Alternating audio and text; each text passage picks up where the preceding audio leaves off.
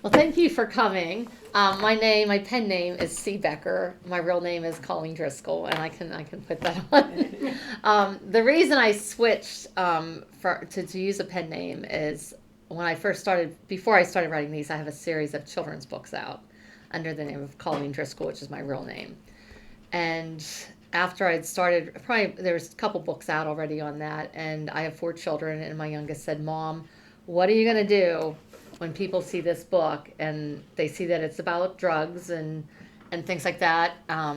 They said, "You can't have your kids look at that, the kids' fans." And it's true. I don't want kids knowing about this part of life yet until, they'll hear about it eventually. So I thought, ooh, you're right. So I had to create a separate name for my adult books, and then I go with my regular name for my children's books. So that's why you see the disconnect. And yes, I do use two different pictures because I don't want, even though I'm the same person, I use my young picture for the author, the children's author. And sometimes kids say that doesn't even look like you, but I'm like the realtor that never changes their picture, so I still say that. So after I had written my first children's book, and the reason I got into writing is because I was sick on Christmas. I was sick on Christmas Day. Four children, and this was probably back in 2000. I think it was 2010. Woke up on Christmas morning, 6 o'clock in the morning. My daughter comes to the door. Hey, let's open up our Christmas presents. And so I went down, but I had a stomach ache. I had literally a stomach virus that lasted over an entire day, and I sat there for like 10 minutes while they hurried up and opened their gifts, and then I went back upstairs and I was heading to the bathroom the rest of the day. And it was not a fun Christmas at all. It was not fun at all. And then to the next day, I missed my parents. They had a Christmas party, and I'm one of 9 kids. And the only time of the year that we get together is that big Christmas party. And so I was too sick to go to that. And then a couple of days later, I started feeling better, and I walk around the house cleaning my room, and I'm like, I got to wait another year for Christmas. And as a parent or an adult, you put a lot of work into Christmas, if you know what I mean, and it's like you got to wait a whole year for that again. So then I thought, well, to make it up for my dad, I wanted to make a story for him. And I thought Ralph the Elf would be a really cute name, because my dad's name is Ralph. And I thought I was just making a little story, because I felt bad for missing their party. And then I thought, well, if I was an elf, what would I want to do all day? And I put myself in the shoes, and I thought I'd want to go see Santa Claus and play with him all day long. And it's funny that I thought of that, but I said, what do the elves do the rest of the year? And I thought they're probably knocking on Santa's door saying, let's go play. So, AKA, that's what started for the real Piper the Elf books. That's how it started off. The first book was Ralph the Elf, and Ralph the Elf Trained Santa was the one I would have read. And when I had a contract on it from Headline Books in Terra Alta in West Virginia, she said, get a website and look under Amazon and set up all your social media. And I started doing that, and I realized Ralph the Elf was already taken. And I thought, ooh, like who would have thought? I never even thought. Now I check everything. I check every title, make sure it's not taken already. So I talked to the publisher about it. She said, just make it a girl elf. So I spent the entire New Year's Day working on elf names that would be easy for kids to say, that weren't promiscuous in the internet, because you'd be surprised. Sparkle the elf, and Glisten the elf, any little elf name. So I had to be very careful that Piper didn't have any bad connotation to it, and that's what started the Piper. And then a year or so after, I was doing one of these craft fairs or something with the books. And I thought, I would love to write an adult book to see if I could do it. Because, children's authors are different than adult authors sometimes. I don't know if you see that when you meet them. And I thought, I think I could write that. And they always say, write what you know about. And my background is in a hospital. I was a medical technologist, and that's where my degree's in. And I have minors in biology and chemistry. So science is what I love to do. And I thought, I can do something with diseases or with problems. And I thought the biggest problem in the world, and this was back probably in 2012 or 2013, was drugs. And I thought, I'm going to make a book about drugs and about testing drugs, because that's what I used to do in the laboratory. So that's why Euphoria came about. And if you notice on the title and over there on the banner I have, there's a benzene ring for that. I don't know if everybody catches that, but that's pretty important to keep that in there instead of just a regular O, because it's all about the chemical analysis when they try to find these chemicals for the drugs. So that's just a little geeky thing that I do. I throw in little geeky things in this book that sometimes if you're a scientist you get it, and then other people it just goes right over them, but that's okay because it doesn't affect the story at all. They're just like little, it's just my little thing to put in, like the penguin in the Piper book. It's little Easter eggs for who I am. So when I started the first book, I knew I wanted to make it about drugs and the testing. And I put a little bit about diabetes in there. And so one of the characters has diabetes. So I'm trying to incorporate different diseases and illnesses that people have. The first book also talks about Parkinson's disease and Alzheimer's with dementia, because my mother had dementia. And she's passed away, it's been a little over 2 years ago. But that was, it's wears on the family. It wears on them. And so one of the women in the book is trying to use the same drug, but to save her dad. And so you sort of wonder, okay, do people do things for good reasons or bad reasons? I mean, it was a bad thing of what she was doing, messing with some drugs, but it was for a good reason to try to find something to help her dad. So I throw a little bit of, makes you wonder, some thinking things in there. So the first book, Finding Euphoria, that was pretty easy because they're going to find the drug euphoria. Euphoria is from a plant in the Amazon rainforest called Bixa apara. And I had to create my own genus and species name. Originally, I was going to use, I think it was nutmeg. Nutmeg is a spice that actually is a hallucinogen, has it in it. And if you eat enough of it, it can actually kill you because of the chemical that's in it. And originally I was just going to use about nutmeg, that they were using this, the kids were using it and getting high. And one of my friends, who's a teacher, because I substitute teach in Harrison County, I did up until last year, and then I was so busy writing, I just said, okay, enough's enough after 10 years. She said to me, what are you going to do if kids start overdosing on nutmeg and dying? And I thought, don't want to be responsible for that. So I got rid of that drug and just created my own drug. So this one does not exist, but could it exist? Definitely. It definitely could have. I set it in the Amazon rainforest because in the Amazon rainforest, as we know, is being deforested. And all of these plants that have medicinal purposes, potential, are being extinct because of the deforestation. And so we don't know what is being taken away and what will never come back again. So I threw that in, and that sort of goes through all 3 books, because once these plants are extinct, good things might never ever come back again. But in the beginning of this, Bixa apara is from the Amazon rainforest, and they will use the leaves and the bark of the plant to grind down, refine, and make into a drug. Now, a drug lord from Colombia, which is down by the Amazon rainforest, is part of that. He is in charge of it in the United States. And so he is overseeing this drug production because he wants to have this newest drug that's out there, like cocaine. Because in Colombia, not I guess cocaine, but cocaine really is the biggest crop for them. And I had to do a lot of research on cocaine and drugs, things I didn't even know about. And I always jokingly say whenever I talk to people that if, for the government were doing a research thing on my computer, they would arrest me because I have so much stuff out there about how does cocaine work and how do you make cocaine, where do you get cocaine, drug dealers, what do the houses look like in Colombia, because I've had to research a lot about Colombia. So yeah, it's a little weird. So I'm just like, here's my book. This is all the information is for that. But it is a little weary on, okay, how is she getting all this information? But anyway, so I did a lot of research with cocaine. The father of the drug lord is all about cocaine. Like Colombia with cocoa plants, that's what they want. But this character, he's the drug lord's son, who's also another drug lord, he wants to use Bixa apara, which they're calling euphoria because of the euphoric feeling that people get when they use the drug. So that's where the euphoria, so it's Finding Euphoria. It's a double play on words, though, with the title.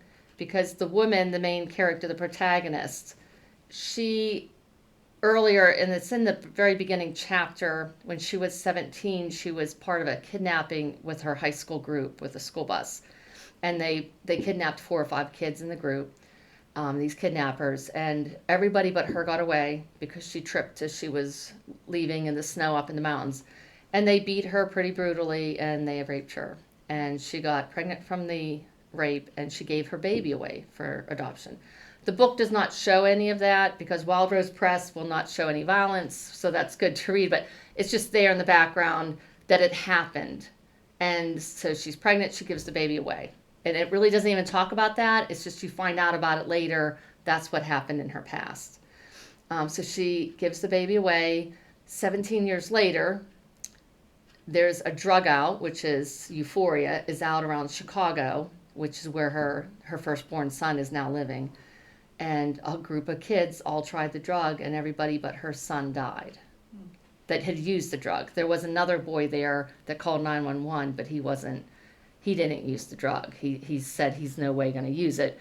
But the kid caved in, her son caved in to peer pressure, and then he's in a coma because he used a partial dose of it, and everybody else used the full dose or snort. Or again, I don't even know this kind of stuff, but I put it in there. They purchased a small amount, and they snorted it, and then they all ended up dying. So her son's in the hospital, and this is 17 years after she has had him. Her former partner, which is the boy's adopted father, comes knocking at her door and asks her for help to try to identify what the drug is so that they can get him out of the coma. And at first she doesn't realize it's her son. She's heard about the overdoses on the internet because she lives in Virginia, in Northern Virginia, with the government agencies. And her husband works for the National Drug Trafficking Agency, which I made up because that doesn't exist either, but the DTA sort of fit for drug trafficking agency. So they live in Northern Virginia, and she's heard on the internet or on the news about all these people dying in Virginia or in Chicago. And so she just has no idea that that's her son is the one that's lived. And then her former partner comes, which she used to have a crush on, and he asks for her help, and then he explains when she says, I don't think I can do that because my family doesn't know anything about my past. He asks for help, and then he tells her, well, it's your son. And then, of course, she has to go, and so she doesn't want to tell her husband about it. She doesn't want to tell her family about it. She has 2 kids at home, and she sneaks off with her former partner to go into the drug lord's mansion during a ballroom reception he was having to try to get more dealers to buy this drug. So it was under a ruse, and they got invites to the party, and during the party she gets kidnapped when they're trying to sneak out of the building. But they were trying to get the formula. They snapped pictures on the phone, which her partner forgot about, because once she's kidnapped, then they worry about saving her life and getting her and finding her. So when it says finding Euphoria, they're trying to find the drug to save the boy, but she's also trying to find happiness after giving away her firstborn son. She's never forgiven herself for it. She's always felt some kind of guilt. So this book is her journey, along with trying just to find the drug. And then in the meantime, you have the antagonist. So you have the drug dealer, and he has a person working under him, which is his girlfriend, which happens to be the protagonist's husband's first girlfriend. So they're all sort of tied together. Some people, I think I read one review or something says there's too much tying together on this, but I thought it was fun. As a writer, you get to do what you want to do, and I think when people realize how people, it's a small world, and we say that all the time. It's a very small world. So I enjoyed putting that together. And my little nugget that I put in here was the girl, the drug lord's girlfriend. He calls her Bella, which means beautiful in Spanish. And she's a gorgeous girl. Her dad is the one with the Parkinson's and dementia. So she's really trying to save her dad.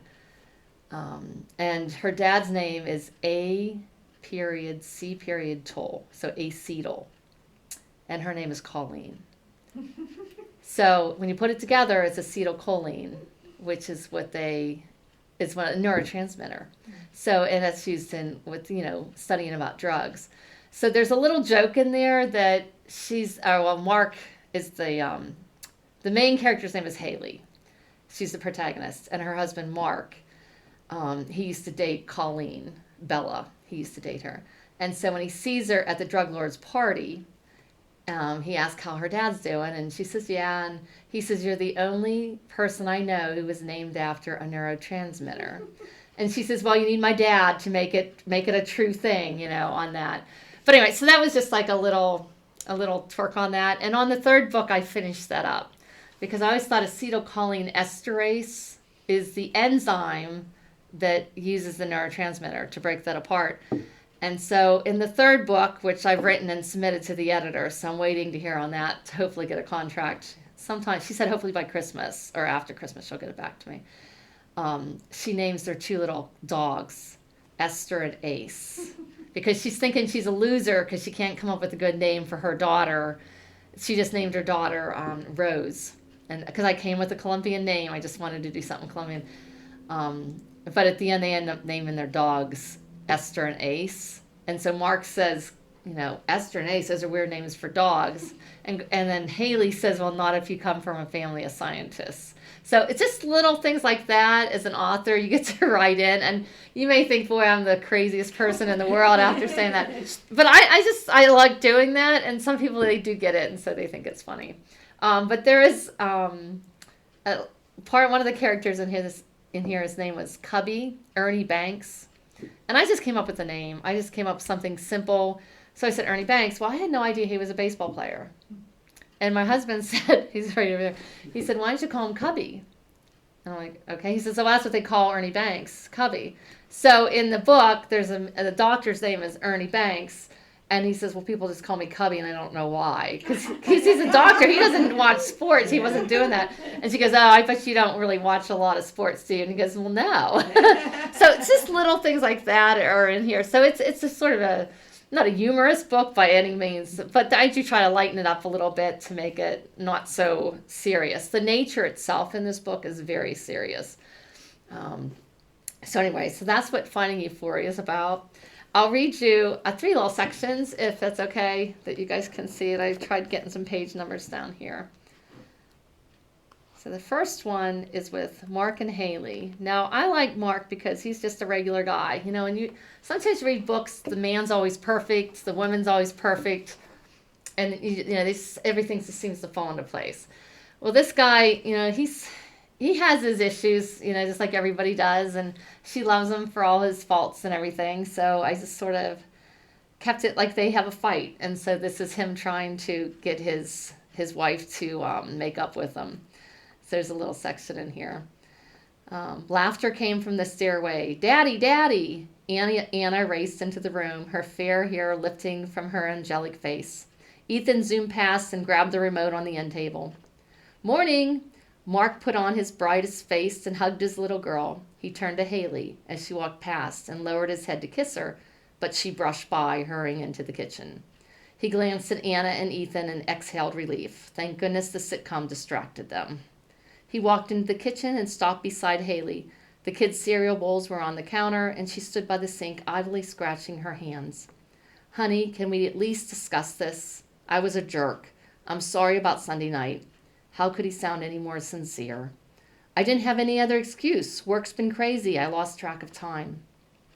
He circled his arms around her waist and pulled her closer. He expected her resistance. Drawing her closer, he kissed her. Come on. I don't know what else I can do to make this up to you. Can we get past this? He whispered in her ear, I love you. Mark kissed her again, a slow, drugging kiss. This was after he forgot her anniversary. This is what they're talking about. Then he caressed her shoulders, trying to erase the pain in her face. Her body relaxed. As a last resort, he scrunched his face and made sad puppy dog eyes. If that expression didn't work, nothing would. She shook her head and let out a small laugh. I can't stay mad at you for long. Thank you, Mark breathed out the words. She narrowed her eyes. You've got to stop being so stressed. It weighs you down. I know. It's not fair to us. I'm sorry. He rubbed his hand on her back. I'm not going to sit around feeling miserable anymore. He hugged her tighter. I'll make it up to you. Let's go to dinner tonight. Anywhere you want. I'll make the reservations. A tenuous smile flitted across her mouth. Okay, I'll ask your parents if they can babysit the kids, but you better not cancel. I might not forgive you next time. He traced a finger under her jaw and kissed her. A jolt rushed through his body. There won't be a next time. But of course there will be. He has to pick that up. So that's Mark and Hailey's relationship. And then Hailey with her former partner, his name is Parker. And he's a big person in the book too. He used to be a doctor, and he decided he was tired of trying to save people that were being shot. He works for the government as well. And so he decided he was going to become a government agency with the agency that saved her from her kidnapping when she was a kid. That's how they first met, when she was a teenager. And he was already married at the time, but they've always had feelings for each other, but they couldn't act on them because he was already married to somebody else and she was too young. And now when she's older, she's married and he's divorced. So the timing's never right for them. So I'll just read you a little bit about that. Parker groaned. Just you being there would make you feel uncomfortable. Why? You know why. But I've stayed away for 17 years, she whispered. That was the adoption arrangement. She bit her lip.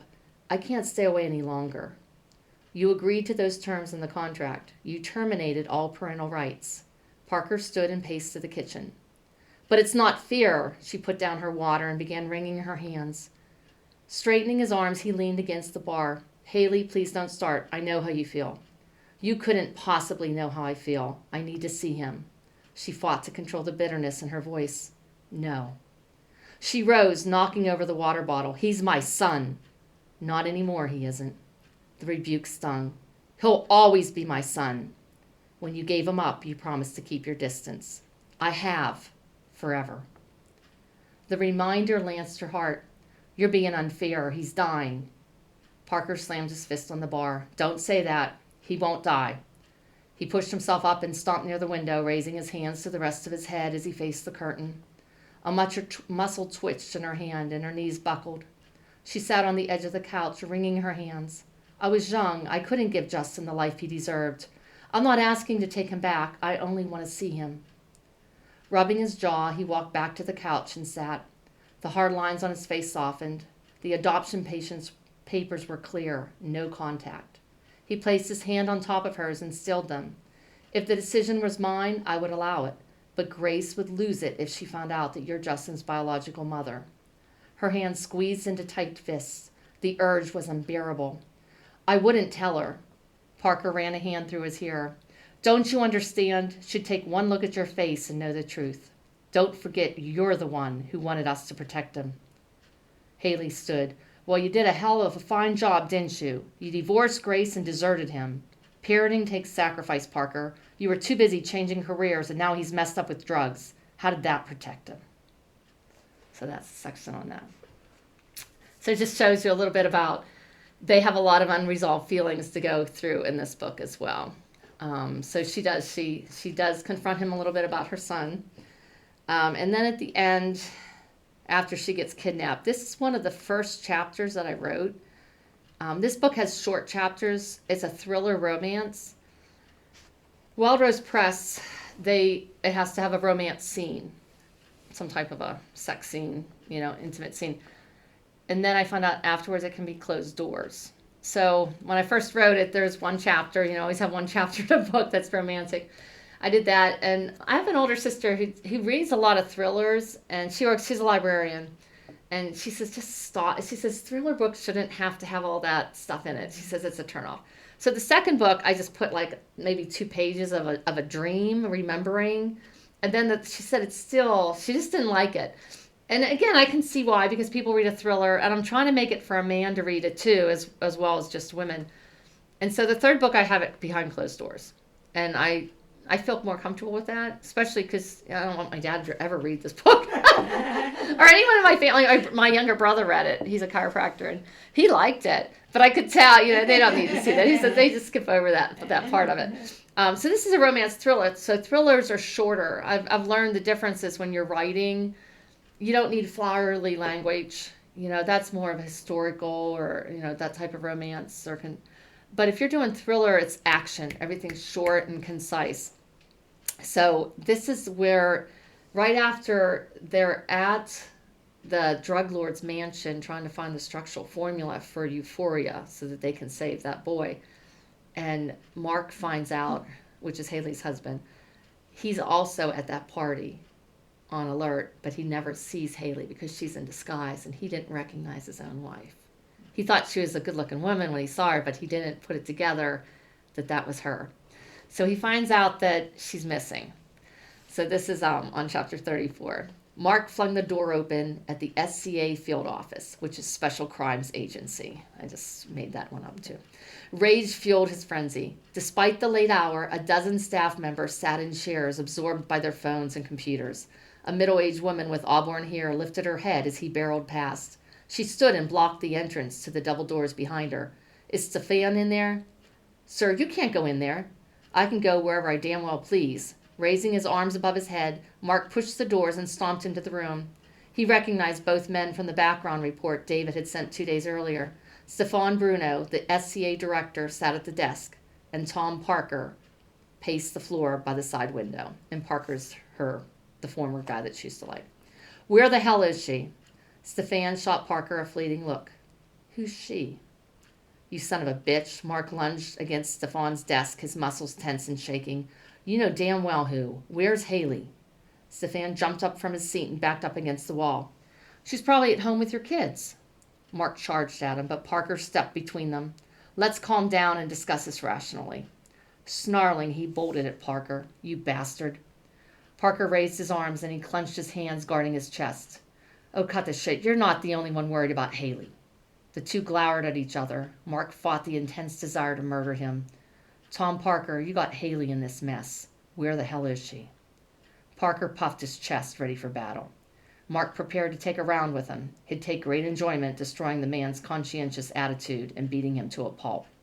We don't know, Parker's voice quieted. What the hell do you mean you don't know? Mark clenched his jaw. You were with her. Stefan slammed his fist on the desk. We have no idea where she is. Mark kicked a chair across the room. This is preposterous. What kind of agency are you operating?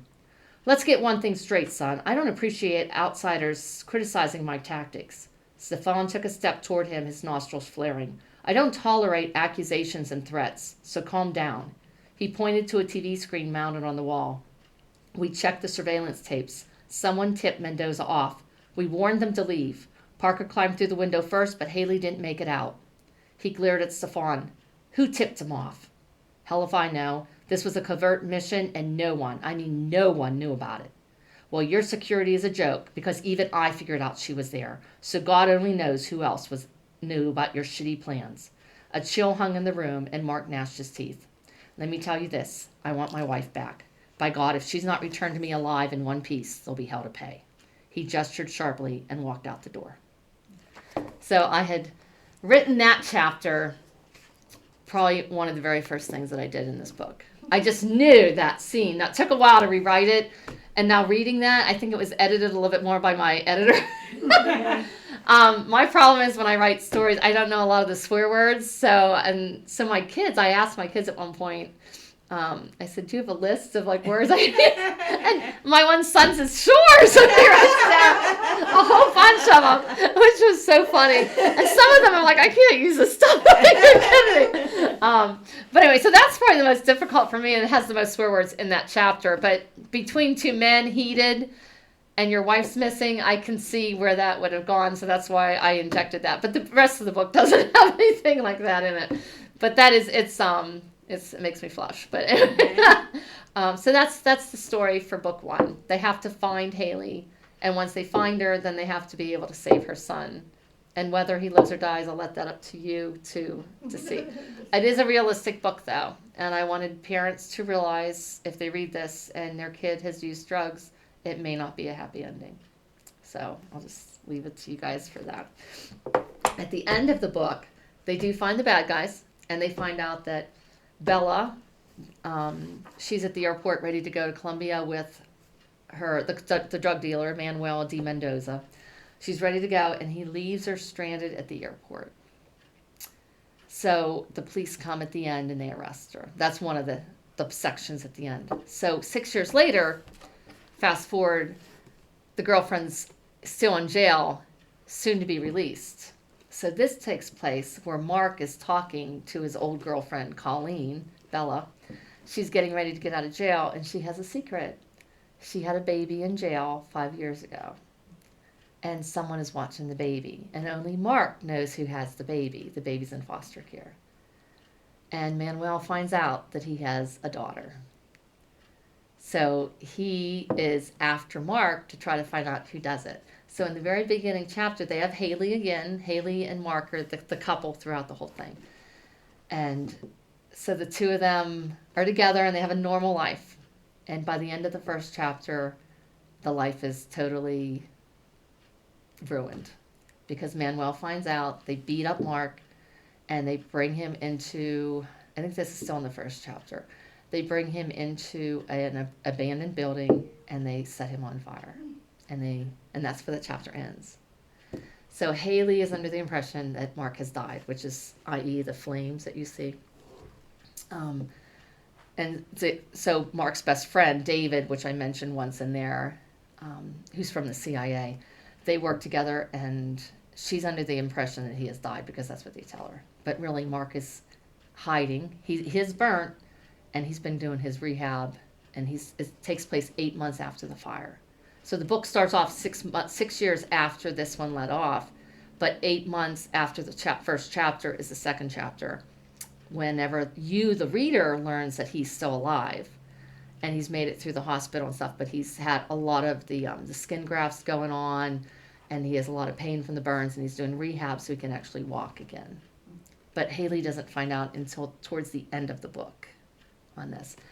And Bixa Para takes place with this one because they have found out the Colombian drug dealer has found out that the roots of the plant can mess with your mind.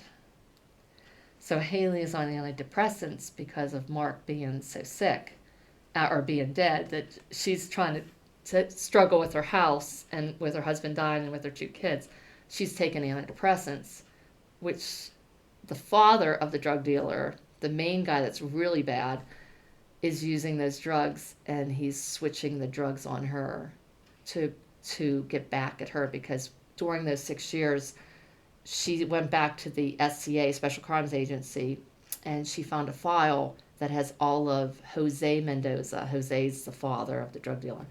All of his drug trafficking episodes and his sex trafficking episodes. And so they are halting every time he puts a drug out under a submarine, those narco subs in the ocean, everyone's nabbing them right away. And they don't understand how all their information has gotten out. And then he finds out that Hailey was the one that opened the folder. So Jose Mendoza is after Hailey by making her think she's crazy and just giving her too much of this medicine, and she's having side effects. So that medicine is what they're doing research on in Colombia because the father doesn't want to mess with the euphoria. He just wants to mess with the other stuff that he can hopefully sell to other countries as mind control and help take over the world and give it to Iran and Al-Qaeda, just so they can start taking control over people's armies. So he's thinking the big term of it, but his son is still thinking euphoria is the way to take over the next cocaine. So they're still in Colombia. This is where my Colombia research has really started on this book. But I had to do a lot of research on burn injuries on this because I really didn't know anything about burns. Whenever we were first married, my husband and I, and it could have been around even 20 years ago, that there was a cogeneration plant around the area where I grew up. And I grew up in Pennsylvania. And they were doing maintenance work on this cogeneration plant. And there was an accident. I think there was 3 or 4 people inside. One of them, I believe, died. I don't know if there was 3. One was still burnt. It was a steam generation, like the steam. And then the other one, the steam, I guess, totally burned his skin. He was at, I think, it was one of the hospitals, Allegheny, maybe a burn unit up in Pittsburgh, and one had passed away. And I'll never forget that, because that's probably 2 miles away from my house when that happened. It's a big thing. I don't think burn patients have enough, I don't think people understand everything they go through with the pain. I mean, it would be really painful. So I started writing this book, and I thought, well, I want to highlight that, being medical, and that's who I am on that. I just thought it was important. So ironically, I was writing the book, and I must have really been missing a big part of it, because one day I was making dinner, and I was boiling noodles for lasagna, and I put in the noodles, and a big bubble popped out over the pot and hit my foot. And I got a big burn mark on my foot. It went through my sock. I peeled my sock off. It had already blistered and was down. And I was sort of embarrassed. I'm like, oh my word, I just got big time burnt. We took pictures of it every day, but did I go to the doctor? No, stupid me. I'm like, I'm embarrassed. I mean, just soak it in water. I did that probably for 2 weeks. We just soaked my foot, and I took pictures of it, and we were going to Hawaii. And that was our plan, to go to Hawaii a month or so later. And I kept taking pictures. I'm like, I can't go in the ocean if this is not healed. So finally, I think after a month, I go to the doctor and said, hey, can you speed this up a little bit, because I need to go. She looked, she goes, no, you're doing everything you can. She said, if you would have came sooner, I could have put this stuff on it. So then I ended up going, but we didn't go in the ocean because I didn't want to risk it. But I learned, because I felt this, the pain from that burn. So in book 2, I had to rewrite, I was going back, and I put all the pain that this man went through. So he lived, but he's disfigured in the book.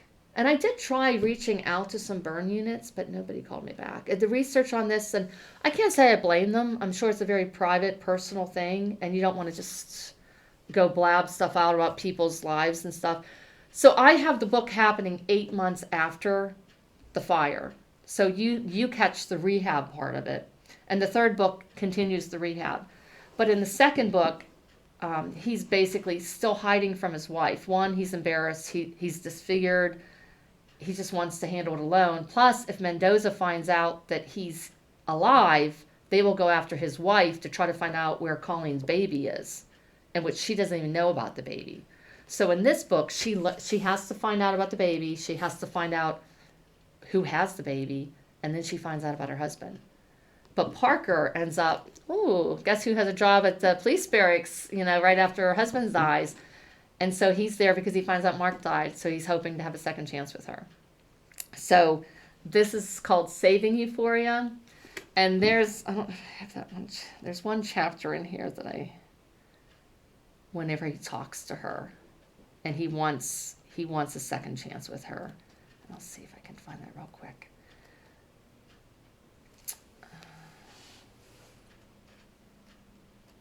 But in this story, it's a romance more with Parker. And I wrote it because one of my friends read the first book, and she wanted Parker and Hailey to get together at the end instead of the husband and the wife. And I said, well, she's married, and she goes, well, I'd still like him to have him. So the only way I could bring Parker and Hailey to have a chance together is to make Hailey think that her husband has passed away. So that's why I did that on here.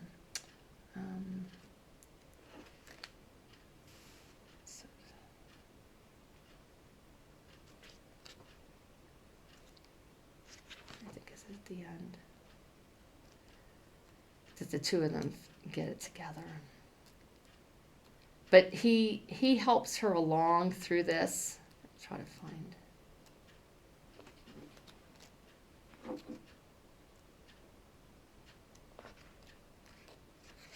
And Parker admits that he has always loved her. So it is a romance with that, but then you sort of see what Mark doesn't have with her either.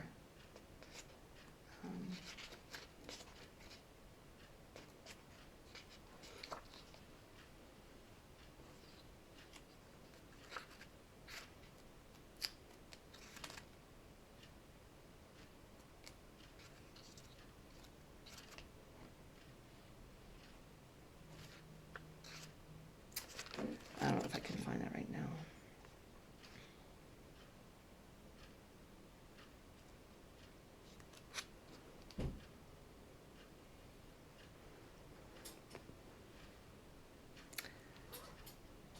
questions while I'm looking? Do you guys have any questions?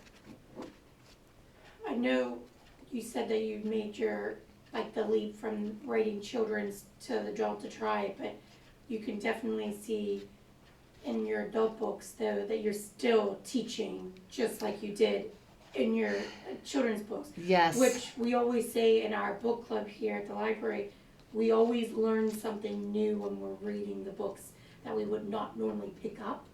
And it's making us read it, and then we're like, oh, we didn't know that happened, because you know that the author did the research on like an event in time that they're talking about in the book. So I think you made that transition nicely, but you still stuck to some of your roots of making sure that people are taking away even more deeper things. Yes, after they read it. Yeah, I like to have that deep, and I know some people read books just for the. I mean, I like reading those little cozy things and little contemporary short stories that you get done in an afternoon. But there's a lot of research that goes in. This one had a lot just with the drugs, and even though I went to school and I, medical technologist, and I did all the drug testing, had to refresh my mind a lot about the original machines that they used, atomic spectrometers, when they would do the drug testing, like a real lab might have, as opposed to these automated things that you'd get in a hospital.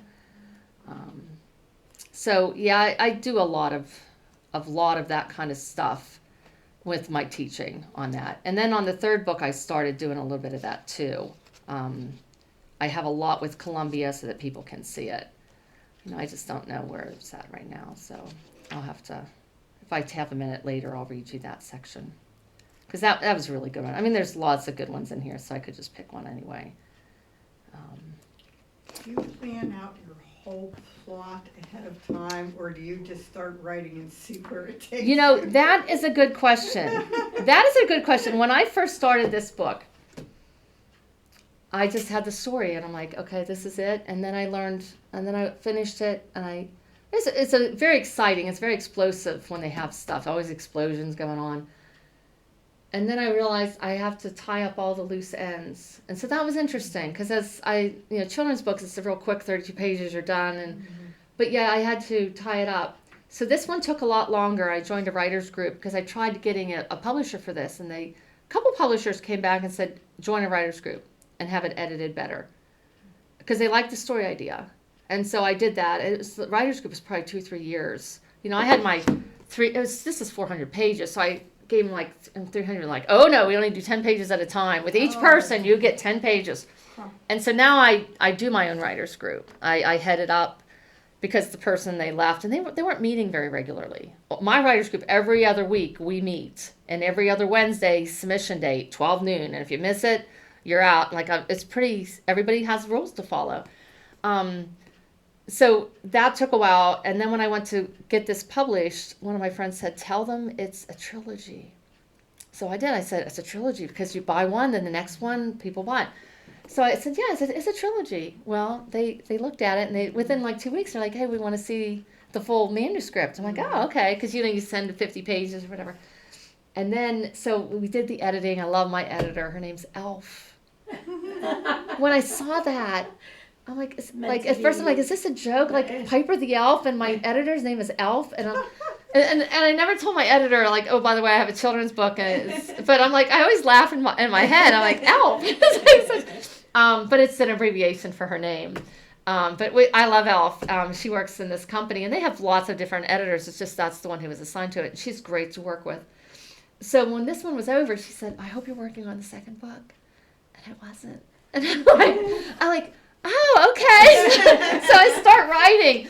But in answer to your question, the second book, I sort of knew what I wanted. I knew that there had to be a fire. I knew that he had to pretend he was dead, because I wanted Hailey and Parker to get together. Now, what they would do, I wasn't sure if they would actually, have a relationship or what. But then she's so recently widowed that I didn't really think that was appropriate. But they are getting closer in this. And then at the end, I was like, okay, how is she gonna find out he's alive? And my younger daughter, she reads a lot. She reads my books, and she says, Mom, that ending, no way. So she helped me with the ending on this one. And I have to say, it made a really good ending. And this one, whenever Elf read it, I didn't have to tweak anything. Like this one, she said, take out the prologue. and she made me change some stuff, too many points of view. And again, this is a learning book. So I get onto this one. My writer's group was really good, and I send this into Elf, and she just starts editing as is. So I didn't have to rewrite anything, which was really good. So then I learned, because as soon as this one's done, I go to Elf. I'm starting to write the third book. But what I did, I knew where it had to go.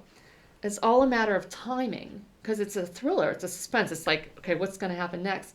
So I made a calendar, and I started, okay, this, I knew chapter 1 was he was in a fire and all that, but 8 months later, after the fire, so it starts sometime in May, and she's a biochemistry teacher, a little bit of me, hopefully, and that kind of stuff. So she's a teacher now and a professor. She has her PhD, which I don't, but I can always wish. And I start her like May 5th or something. And I go with the dates. Okay, Tuesday, Wednesday, Thursday, Friday. This happens on a Thursday. Her son gets picked up at the, he's acting out because his dad's dead, so he's in the wrong crowd. So he gets arrested this day. The policeman, she's at the police barracks. She sees Parker. So, and then she starts. So I know what has to happen each day. And I know down here at the end of the month, Colleen's getting out of jail. So everything's got to happen by that point. So that's how I plan it out. I literally make a spot in each day of the month. And so that's what I did for my next book when I did book 3. And I went back and forth. I was going to do rediscovering Euphoria, because in saving Euphoria, it's a twist again. She's trying to save any happiness that she has in her life. And Parker, he says, hey, I'm interested in you. And she's trying to save who she is, but she's also trying to save the plant. Because in the first plant, they thought it was extinct, but they had 2 remaining ones left, and they shipped them to Colombia. So in this book, 6 years later, the plant's growing. We have a whole crop of these plants, but they don't know about it. And the only plant they have is one that a researcher, one of her friends, has in his office, but it's dying. And she can't figure out why it's dying. He can't figure it out. And she's just a friend, so she's trying to help him, give him ideas. And he's always asking her, come on down and help me, because I could use, an assistant. And she goes, yeah, I have 2 kids. I just can't pick up and leave. So she's trying to save her relationship, but they're trying to save the plant. And he mentions her friend that's a researcher who's also in this book. And he was the prologue. He's the main character in the prologue. So I think when I get my 3rd book out, I'm just going to put the prologue online and let people read it.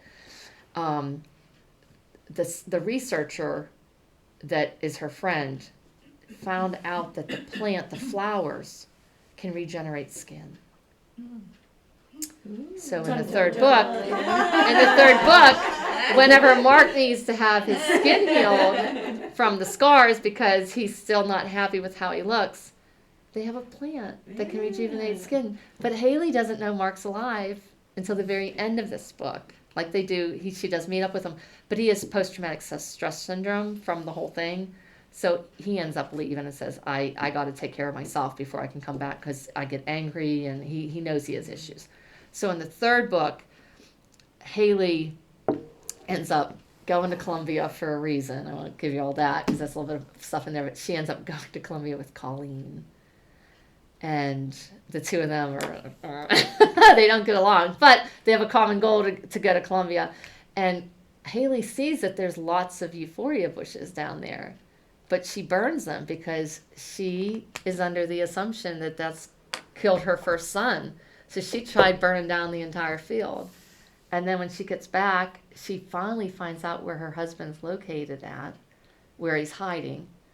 And then she has to say, oh, yeah, because when she finds out that the euphoria flowers would save him, she goes, we had a whole field of them. And they're like, oh, excited. And she goes, until I burn it down. And they're like, So it's a very interesting book 3. It does close off the trilogy, but there's a lot of research went into that.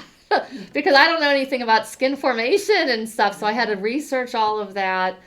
And the scientist, the main doctor who's helping Mark, he's very smart, and he just shakes his head because Mark doesn't understand it, which is like a normal reader. We don't understand it, but it gets done, and they find a way that they can actually use a salve and put on your skin.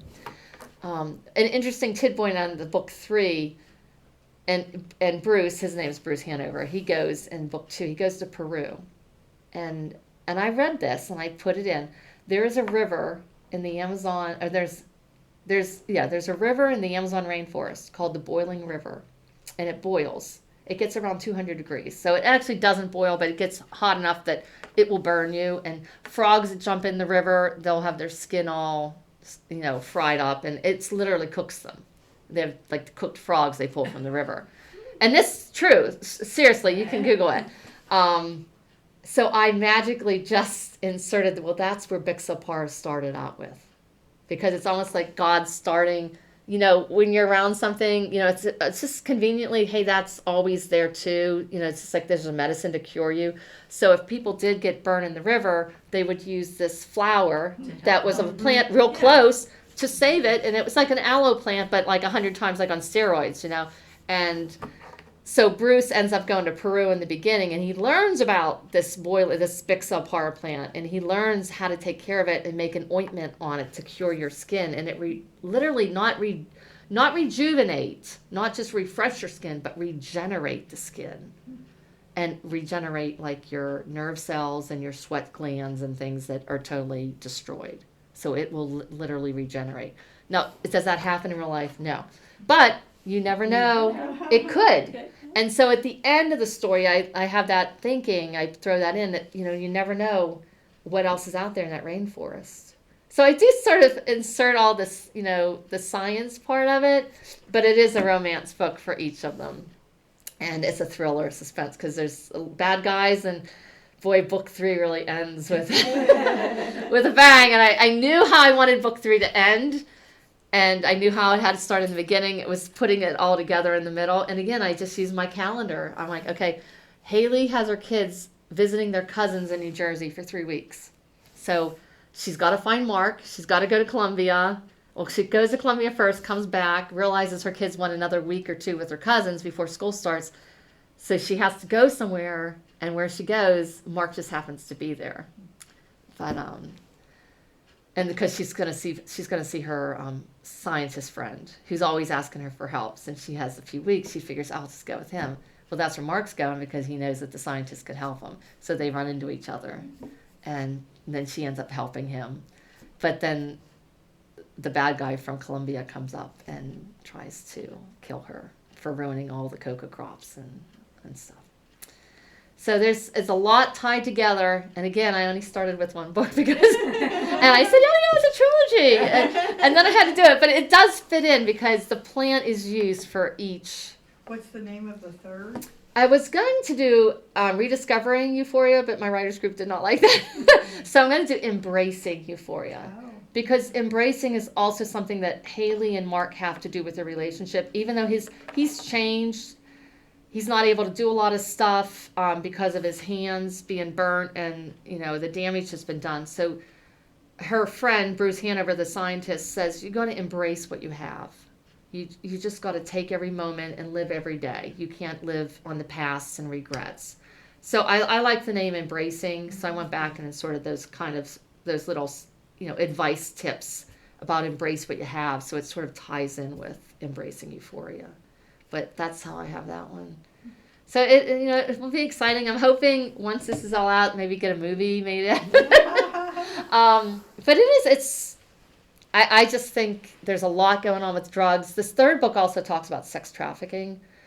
I mentioned it one time in a sentence here, that Manuel's father sent his first fiance out for sex trafficking because he didn't want him getting married.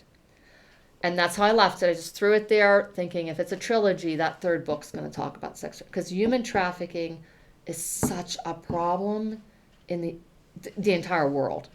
And I figured I don't go too much into that. I thought I was going to go more. But already the book's 400 pages. I mean, it's a lot. And you have to have a limit. Like, Wild Rose Press won't take it if it's past 100,000. So you've got to be careful what all you put in a book. And I don't want to get too graphic, but there is a part where they have to actually try to find her. But I just wanted to bring that up about this stuff is going on. And in talking to each other and trying to research where she's at, you learn a little bit more about the human trafficking. And to me, that's a big problem. So this has the science with the flowers, you know, trying to get the third part of the flower, but it's still with the sex trafficking. And then the funny part is that with his healing, his therapies that he has to do physical therapy and occupational therapy. My youngest daughter, is an occupational therapist. She's gone to WVU. And so I have her read the book. And so she was giving me advice on what you can do. And there's a part in here where he's not able to shoot a gun. So he's thinking his job is done. Like he's never going to be an agent anymore because he can't shoot the bad guys. And so I told my daughter about it. And I said, I would love for him to show a little bit more power at the end. Like, hey, he's coming back. And she suggested to have him pluck a guitar as his therapy. So when he's doing that, he's getting his trigger finger back. So by the end, he is actually able to shoot the gun. But Hailey's the main character, so I still have to have her kill off the main guy too. So it's interesting how I do it, but Mark does have a part, and he's able to pull the trigger. You know, it goes haywire in the beginning. So, but at least he's able to shoot. So it gives you, hope that he's able to do it. And so yeah, it's a lot that goes with it. But it's been fun. It's been a lot of fun writing this story. But I just want to go to sleep at night at a decent hour now. My husband knows it's getting to bed late every night just because I love writing this story. But I'm ready for it to be done. So. No, I'd like to wrap up our book talks. Okay.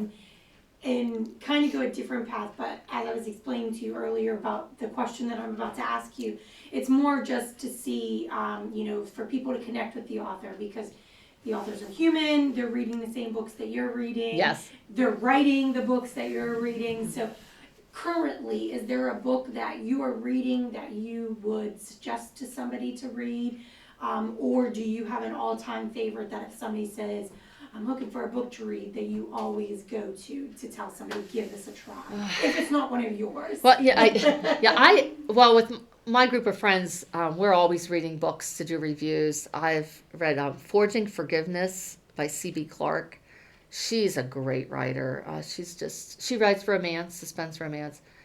Hers are very descriptive on her writing. I really enjoy reading hers. It's just C.B. Clarke.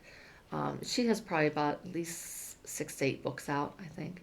But Forging Forgiveness just came out this year. And Fatal Hunt, Michelle Goddard had just done hers. And hers is like a book too. It reminds me a lot like my Euphoria. It's not scientific, but it takes place like it's the second book. So when I read it, I said, where's the first book? And she goes, well, I was still trying to get a contract on the first book. And I said, well, can I just read it? Because the second book was so good. I wanted to see what happened in the beginning of the first, to see what happened. And she gave it to me, and I'm like, I would definitely try this again with your editor, or with the publishing company. And after I told her that, she said she actually did go back in and ask the publisher if they would reread it again, and they reread it, and they put a contract on it. And she said to me, thank you. She says, if you wouldn't have said that, I would have just given up on that. But it's a really, I was having nightmares. So it really makes, my thrillers are just like, it's exciting and you don't know what's coming around the corner, but no nightmare material. This stuff, I had a hard time sleeping after. It stays with you, like these maniac killers. And, but yeah, so if you like thrillers, those are the ones. But one book I think I've always loved, and I read it. It's Pillars of the Earth by Ken Follett. Have you guys ever read that? That will stay with me for 1,000 pages. I think it's 1,000 pages. Yeah. Well worth it. And I remember reading that when I lived in Virginia. And we moved here about 14 years ago. And I remember saying to the librarian in my county where I lived at, I said, boy, I just love that book. And they said, there's a book too, which I didn't know. So I got the book 2 out, and I still like book 1 the best, but book 2, it was good to see what went on. It was good. It was good, but I wouldn't say it's not like Pillars of the Earth. Pillars of the Earth, what I learned from there is they had so many subplots that wove together, and that's what I try doing with my books. So when I started writing, I thought, I got to make it like the Pillars of the Earth. And he did a lot of research on his. I think it took him years to do all that research. but I do try to tie up all the loose ends, and they're all connected. Like Pillars of the Earth, everything was connected, all the people and their storylines, and that's why I tried doing that with mine. So if someone doesn't like how they're all connected, I'm like, oh well, it's just a way of writing. Yeah. But I think it's cool when they're connected, and that's just, you get to know those characters. But yeah, those are the ones that I would recommend. Well, thank you for sharing and thank you for coming here. We appreciate it. Oh, thank you for being such a great audience. All right. Okay.